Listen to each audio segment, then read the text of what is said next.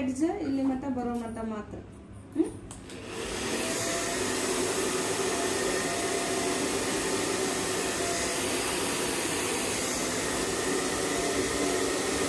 Complete ಆಗಿ moments ಇರಬೇಕು ಈ ಥರ.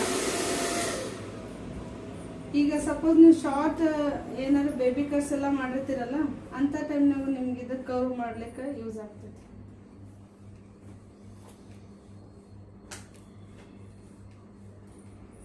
ನೀವು ಇಷ್ಟ ತರ ಕರ್ಲ್ಸ್ ಮಾಡ್ಬೋದು. ಇದ್ರೊಳಗೆ ಟೈಟ್ ಕರ್ಲ್ಸ್, ಇದು ನಿಮ್ಗೆ ಒಂದು ಸಾಫ್ಟ್ ಕರ್ಲ್ಸ್. ಇದ್ರಾಗ 1 ರೌಂಡ್ ಅಷ್ಟು ಆಗ್ತೈತಿ, ಇದ್ರಾಗ ನಿಮ್ಗೆ 2 ರೌಂಡ್ ಆಗೈತಿ. ಆಮೇಲೆ ಇದ್ರೊಳಗೆ ನಿಮ್ಗೆ ಮೀಡಿಯಮ್ ಒಳಗೆ ಜಸ್ಟ್ ಇನ್ಕಲ್, ಇದು ಸ್ಟ್ರೇಟ್.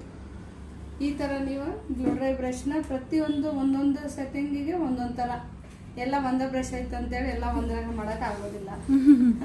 ಸೊ ನೀವು ಅದು ಬ್ಲೋ ಡ್ರೈ ಬ್ರಷ್ ಇಟ್ಕೊಳೋದು ನಿಮ್ಮ ಒಂದು ಹೇರ್ ಡ್ರೆಸ್ಸರ್ ನಿಮ್ಮ ಟ್ರಾಲಿನಲ್ಲಿ ನಿಮ್ಗೆ ಎಲ್ಲ ಥರದ್ದು ಒಂದು ಬ್ಲೋ ಡ್ರೈ ಬ್ರಷ್ಗಳು, ಸ್ಟ್ಯಾಂಗಲ್ ಫ್ರೀ ಮಾಡಲಿಕ್ಕೆ ಪೆಡಲ್ ಬ್ರಷ್, ಬಾಕಿ ಈ ಥರ ಸೆಟ್ಟಿಂಗ್.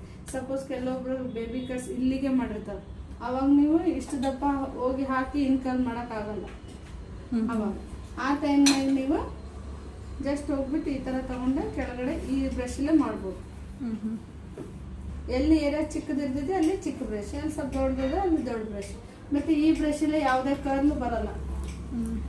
ಇದು ಓನ್ಲಿ ನಿಮಗೆ ಸ್ಟ್ರೇಟ್ ಬ್ಲೋ ಡ್ರೈ ಮಾಡ್ಬೋದು. ಕ್ಲಿಯರ್ ಆ ಬ್ಲೋ ಡ್ರೈ ಬ್ರಷ್ ಬಗ್ಗೆ? ಇನ್ನೊಂದ್ಸರಿ ಮಾಡಿ ತೋರಿಸ್ಲೇ ಏನು ಸಾಕಾ? ಅರ್ಥ ಆಗ್ಬಿಡುತ್ತಲ್ಲ ಈಗ ಮಾಡೋ ಮುಂದೆ ಗೊತ್ತಾಗ್ತದೆ ಮಾಡೋದು. ಫ್ರೀ ಫಸ್ಟ್ ಮಾಡ್ಕೋತೀವಿ.